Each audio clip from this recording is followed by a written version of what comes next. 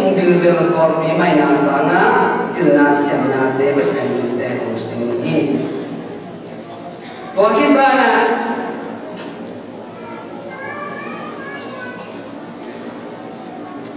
dumile somle kat hanga nigen ni na kali champion ko pa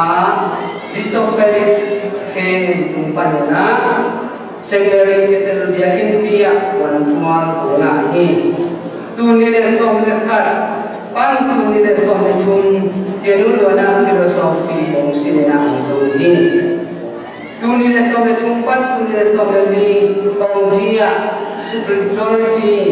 khanun tak ada fungsi dengan ini. Tuni lesom legia sung yang bunga teologi pasien cucu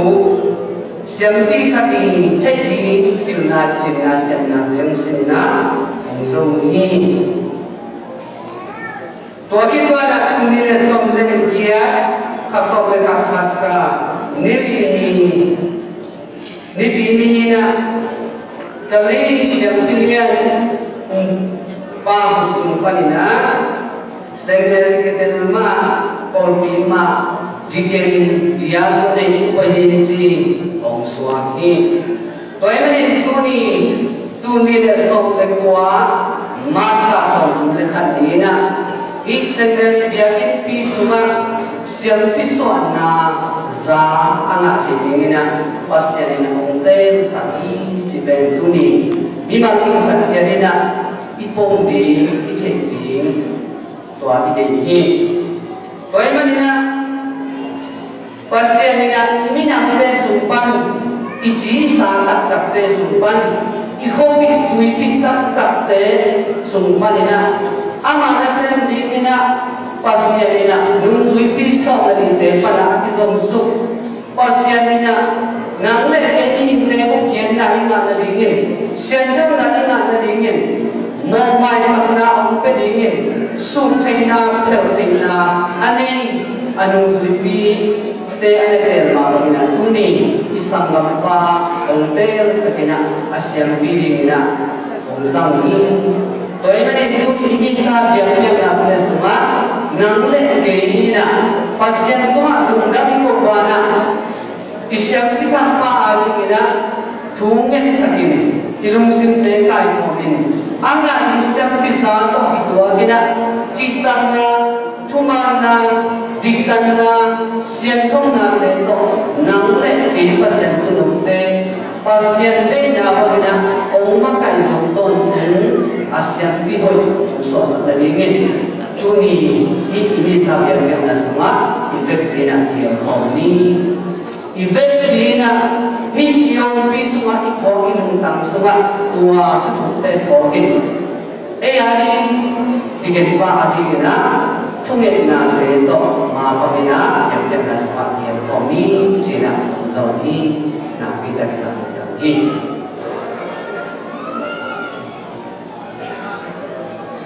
nama kai na sumula tempat ini terbukti yang nampak nanti soal nanti itu semua dan nampak di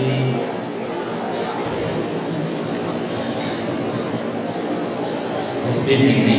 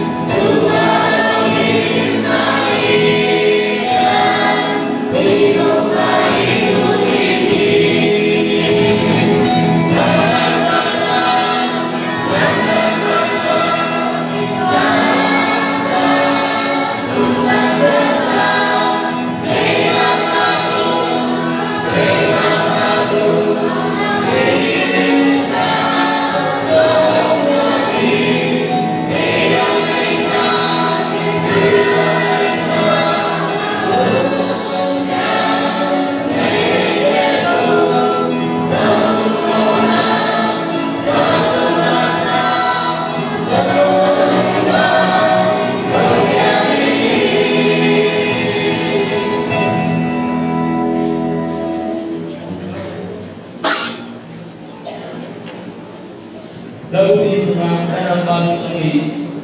Jadi supaya dari lagu sungai dan bas.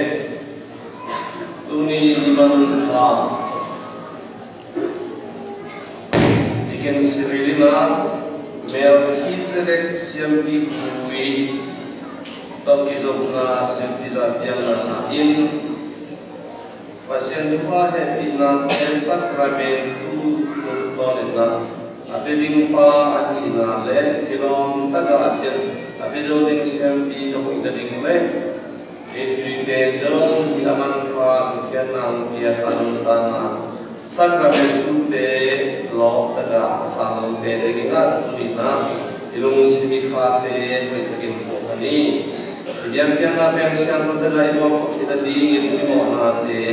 jadi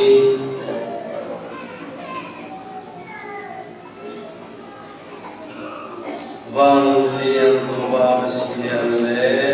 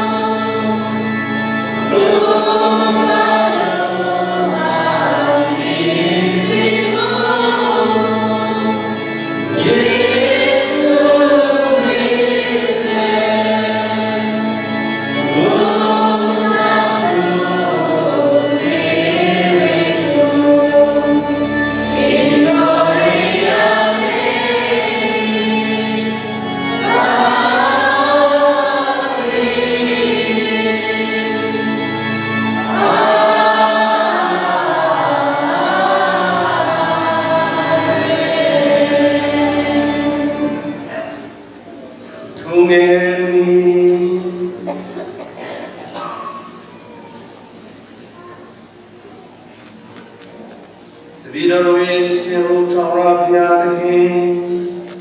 Kurosini kurosini muramya guru rata usi salafiya dhanaya mukantara murineni Kurosini takna ramadni dul handi karome mukhanna duiche tharo Idike siri zahalona kurosini ruramya kusui meswana kalaina sauduna uliye Ini luar depan muda yang Thal samayagri Prido dekhilai kurosini bono tensya sidamuba Kurosini dukan sinawi romenlani Kasuje rohya fikala sese Tatesiramu Yesu sando muda Kurosini tal debiri dekhe Jibno piasim gumi pitong sarjapati praya.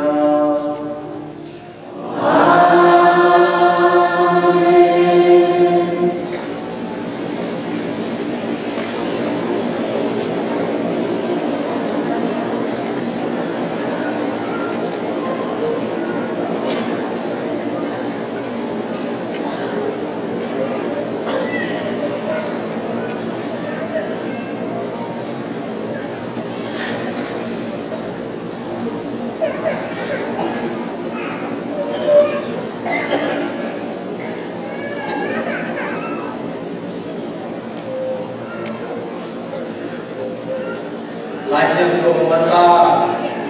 ai sai ăn liên xong một lệ phạt nếu phạt ban chẳng kim na chua kim tê cô ạ thui hoặc kim nghìn cô bay kim tê linh bóng sổ hay hoa đình kế mà xua tô ba xiên phà một thùng hi lùng xin tam gian tê làm sắc tiền Sali lagi mande tunga suatana chu ageti Aki kumite adingin Bongkong ahongin Tobayin mite untiyain Agate walip saktikun Atun na chu ageti Achu mikepil ahenelim Amaute Mau tepen asuan mite kiin ama akimin thal sak se nadingin to pain mite kenri akichi se nadingin ziona aom ada mite alung dam nading alung amite patnala asak cek nadir alung hamitein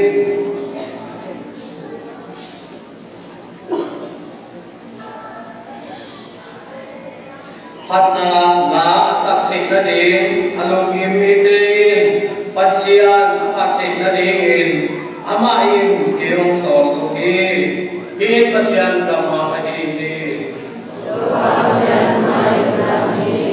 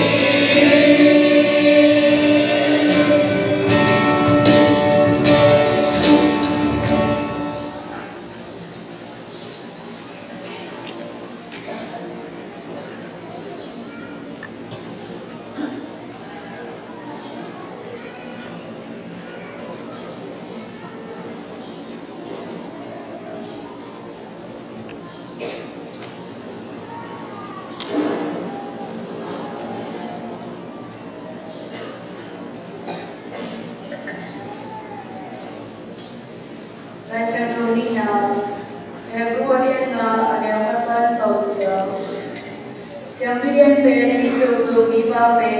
amite bona ami pasien tuma yakna re eso abyak sakini ama amite rapanin kiterin nasep akimwani ama so lamdam biya amina loche nima animani tuje go mite re akyar mite tuma tumne takin na sepje ama so mingina ro nima animani mite bona hagin yakna ya pedroin ama bona mama hagin so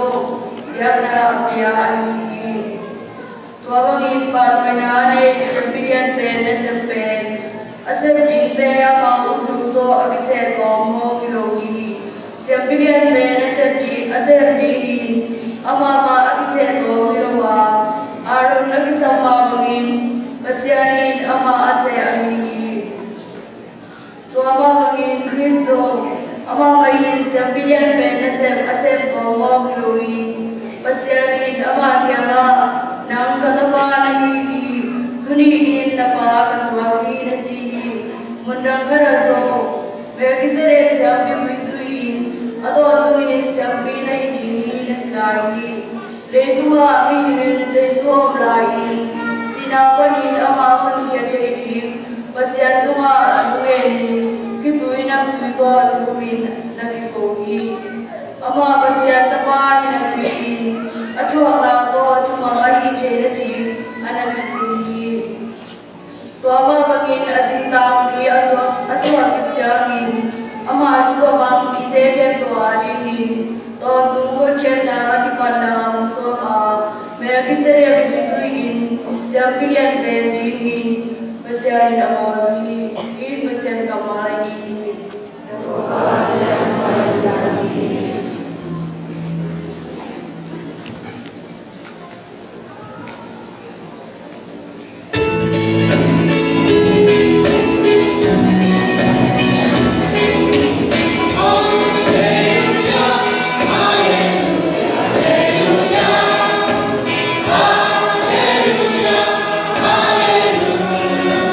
Hallelujah.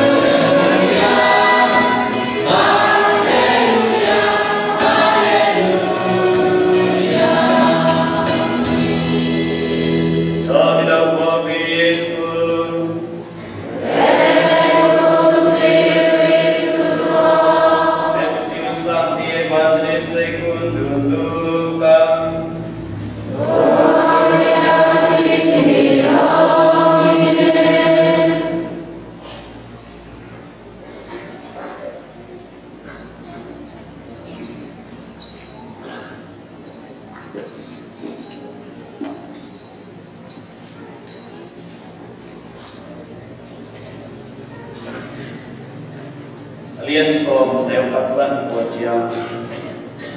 có cái chiang in Giêsu ama quay đi của lẽ mun thèm đó ni in ana phải đi đi xóm sgi sẽ ama maya ama quay saki ama te kia là Allah ni ama ai zongin ni còn begin Allah sẽ đi Wahai manin, ande pain, ante anadingin, mi mongso nadingin, chunangen, no te kualun, nyahon kata tuno ka pangin, no te mongso hi, sum ahia, ip ahia, kedam aba ai zongin, keng kayun, lam kala mi to, kimo ko kayun. In khăn bê wa nadu siangin ina nap sapna untuk kahen jiin mungkin saun tua in sunga nap sapna nak cekin mi om le kip pai sotinga om kele na ho pina pa nadu yipli muhi na sen tein athaman akin akilom ahikma bangin na zintun na ilwa upa om suwakun na ahong piak pepeu na neon na zintun na inu khel chimchum keyun kokha pewa nadu chiangin no te ong tun sakle amau te hong lui beu na ne un la tua pasum china te dam satun akomi te kianga pasian bu na di un no te a in hong nai ka di chi nge nun in to ba na lai se to hi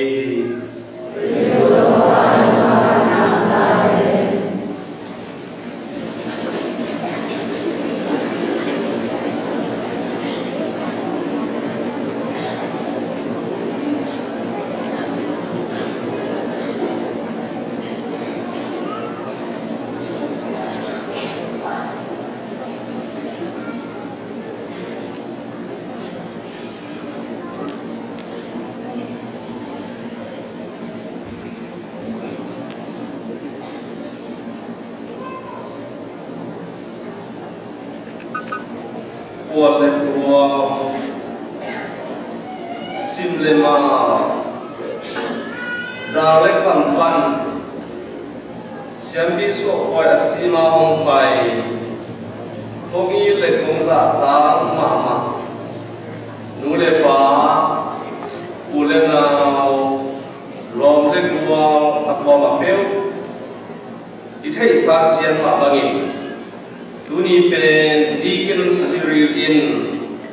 Melchizedek siampiza anga ningni ahimanin siampi kisai tu tongkat dikum oni alian siampi pa Pope Francis in ma khasame kwa tuni resomedian ni in lung damin kipa China lấy tung thui năng lực hong so in hong hàng hong hi alian ở sân đi qua lùng rút na in mà tên lên ngài đâu sao tên na lấy pasien tanu kapa tên pasien chú su a igini to ida ika ta songina lung damin kipa benti ati sabna tu oi kita kena untuk sakit isim lain tung yang hamsan akan ide kong kapa pasien tua te zongin muci a benti Christian den tanah Islam benti kalau pasien qua năm khi thế xung quanh in pasien đi thế đó không phong đến ý chỉ chú theo xiêm na lùng mòn na in alung đã quay bên bên chú khát này dunia saling service wana sacrament duit pasien in eite to không phong tunga hila chú acian atain lai selo kumres salam na parina iza iti dunia ini curi tein siam kita pa akibat ilung dam phong ini bang yang cile pasien mong pina akilang sakramen tu te abol tei in siam bi mong pia ati manila di pa pasien na lungdam abo ko i baile kungi tuzri pudena mule pate pasien akam sapa Jeremiah na katu ahong mang makai te kahong pedi a no te in bilnale siam na to no te kumukri i Jeremiah ne pada samaya na china chi banga ase Israel mi te thana pia din nahan ko ni itengai chikinga amau te in bilnale siam na to no te kumukri i Pasien kam siam pen dunia ini ketuna hong kilang hong tang hongim hong pi cinta i pasien cuma makai de tilna siam na to mi te lama lagi ichi te ben pasien la se in ichi te na siam te tuina siam bi siri ini Pemana pasien sepite tunggu ni cerita in Kristus tofa zong imudi a wahiban inun ta pasien kamarin sepite pe upna cuhoi hilte adina mungkin sakit wahiban inun sepite in upna cuhoi pe lung siang chu tak le itna len ki to again kete ahi no isam mama i lai siang sunga siang pi pa pen mona amai sakten pasien i tang mi chi thu chian tak le ki tel ta gila ongin i lo alen song ni len song na ha mi te mo la mai sakule amau te mo na amai ni ha namai sakhe ule amau temo na amai lo mi ni lo ban chi mission pa re pi win zong siam pa in mo na te amai sak jesu nu ri bi di om chlai he kama sui na te mo mai sak na atia siam te be Mohai sana hong pia itu pasien kumpan, mohai na duka Allah nudin te kahinan itu nong honget sakun. Kemudian ni siapa John Mariani na siapa iswa na pe ilanta idin Yesu lungtang hong lakia ina siapa iswa na amte tau pa Yesu amung cita ding kisangi sinzong tu tokyo lagi. Kalau kita lihat dulu kita siapa le Yesus Kristus akhirnya dia bapa itu ni Kristus tu balas sembang dan nak tuan Yesus Kristus ngasih bang asal itu begini Isiar isu ana sakramen suhin Kasian pasien hong yang kita Latin pawina Anter Kristus Kristus adangkat suana bek ina Ipse Kristus Kristus mama suana ahi mahal kuat singap iya cile dan segera pasien tahu na sebite ikui teng lupa sudah baik kami ya pemula na bikin kabumbi lawan leo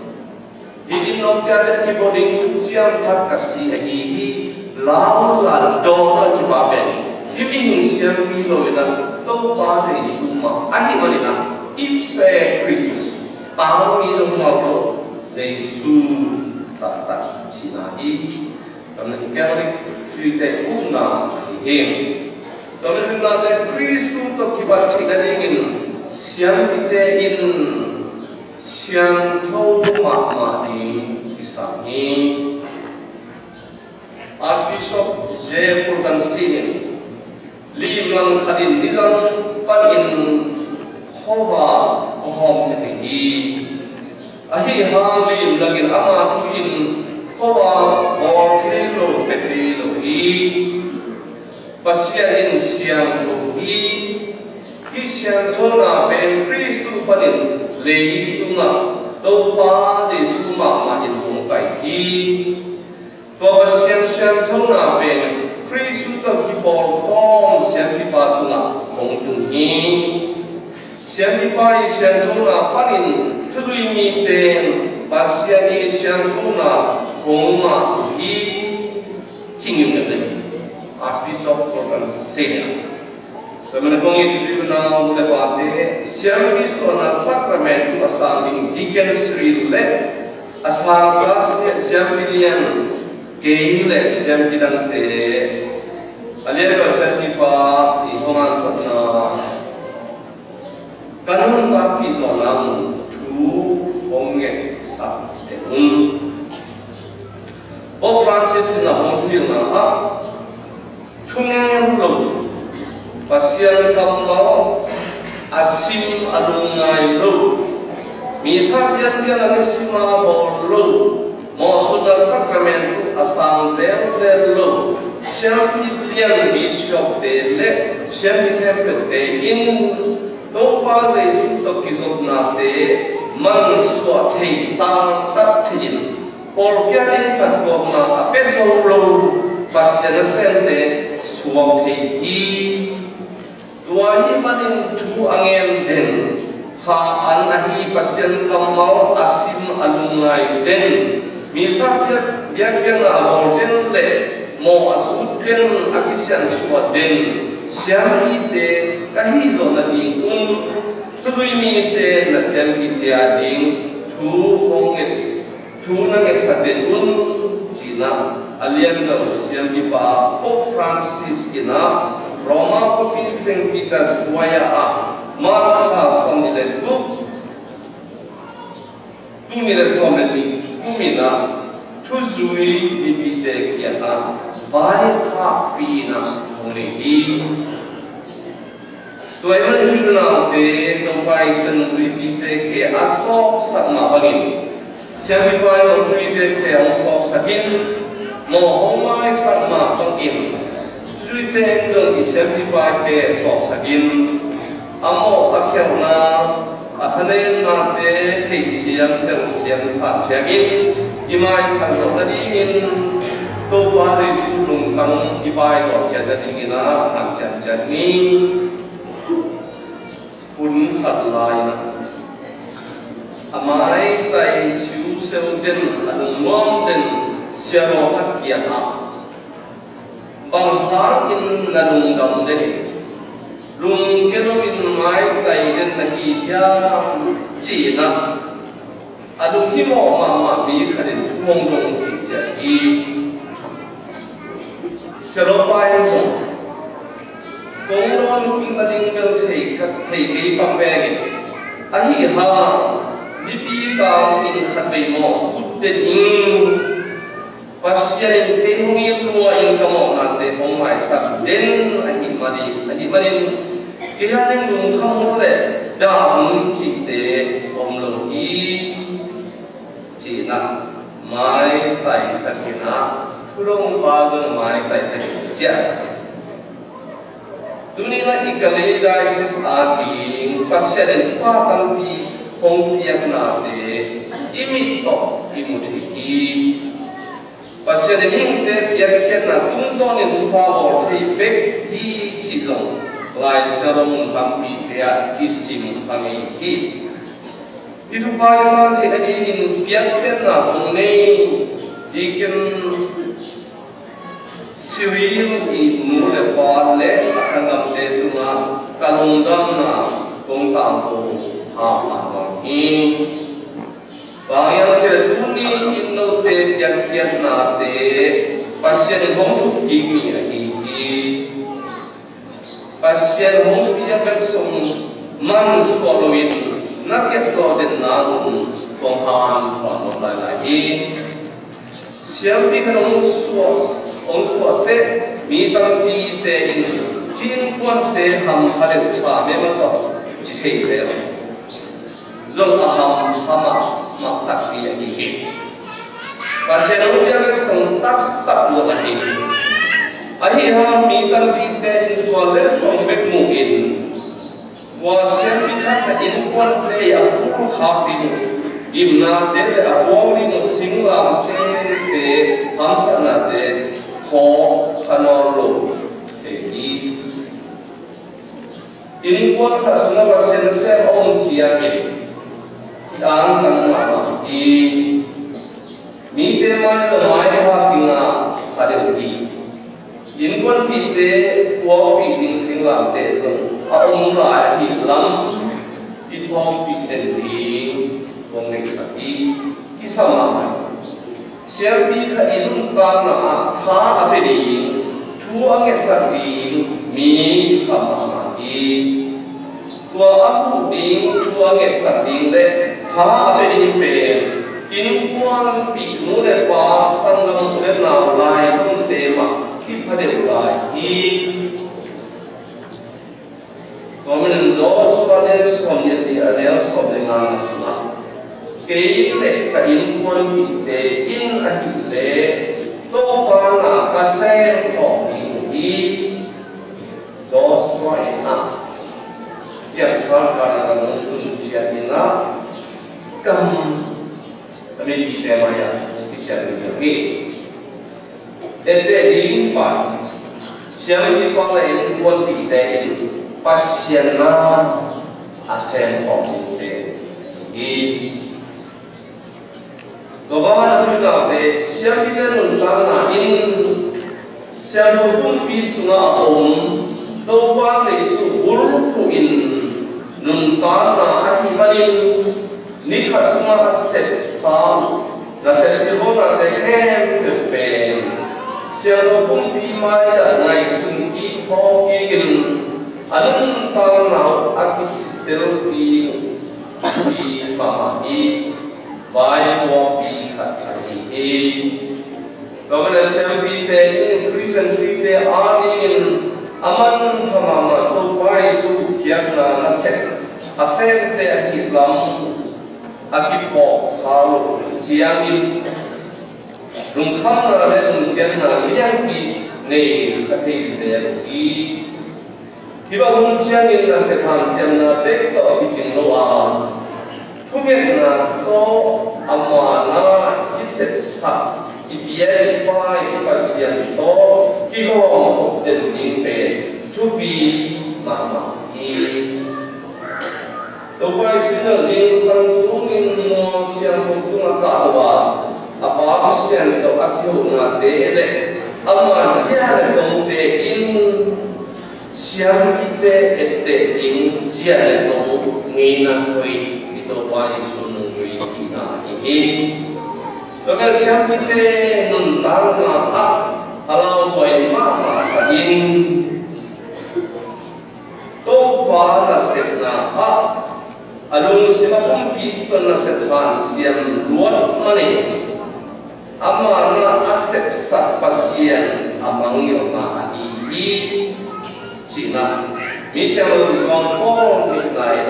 itu Okim Yunani Moses Leviathan Moses in Israel te amakai lai takin biar buk sun pasien ôm na thu đâu đâu nghe lo bị na cao xuống lo ăn nên lo tu lo đình lo phò lo đi xem như thế thì bà đi na tâm đi xếp mà đi na thu tâm đi nghe đi thôi pha tâm đi nghe mà đi na đại hiến thiên đi đâu vào mai đó là này không cũng như thế rồi như thế ý nghĩ là chỉ là đi buồn đi hơi mà ý nghĩ là như là pasien đó không đi vào sạch lẽ hơi mà ý nghĩ là pasien đó không đi cầm là sạch lẽ ngay sự phát triển rồi ý nghĩ là về dùng đất là pasien cầm máu lại xem cuộc đó quý số phát triển lại đi rồi anh nói là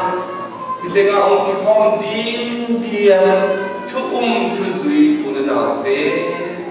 tôi không qua thế biết là tao cũng là biết ai sẽ tao là mình nó tao sẽ thế mà không phải nổi tiếng ông cầm tấm xe xuống nón đắng rồi xem đi là những con của nó ông họ nón cả bên ông viêm chụp tuần định và xem nó sẽ là về in quân là sẽ là cái tuần dần đi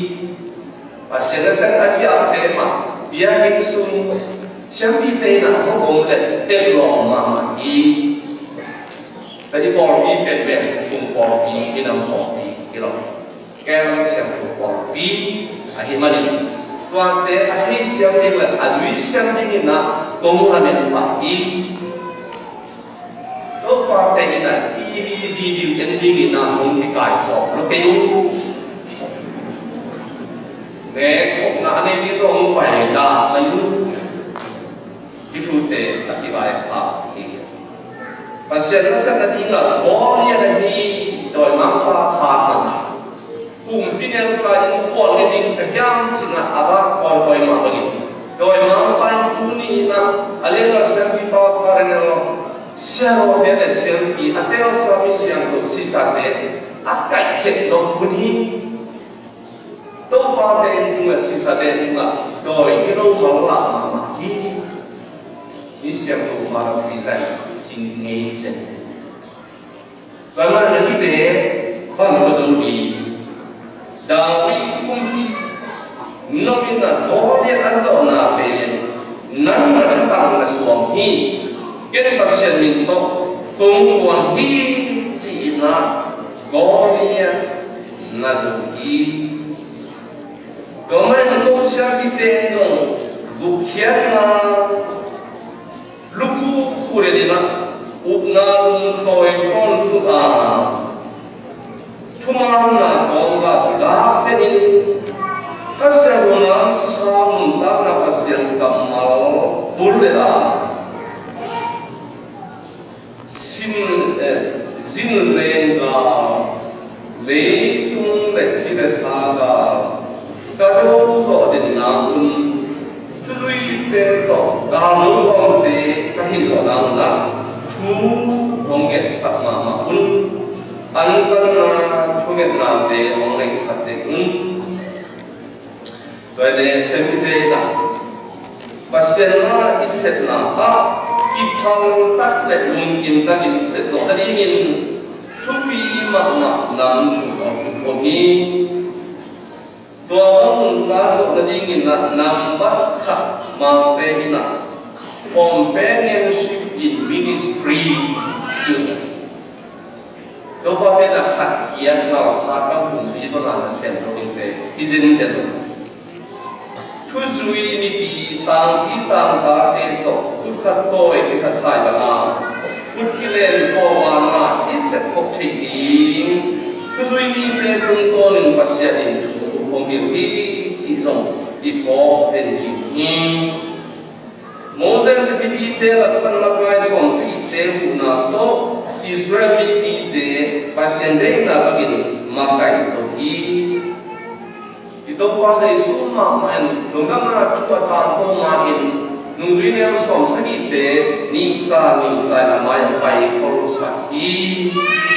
dua ayat manis siapa hadin siapa yang teto anak sekopi sisa pasien tuil teto hal lekat hal dia keping kisah ini Kamen ko siya kita na kakat kita pasien tu ngai nganin mo sunate in to para sa na lenda pon suna koi sina islet sikka ti kita deulong wate na hitute ti mani imuni pola siya kita na nundam na hitute ngai pasien so adong ngai na ului tendo na ului Jangan nama karena siapa pahin tutui tele, siapa bilang tele, kalian inna siapa ni cicit jadilah, ani ina inna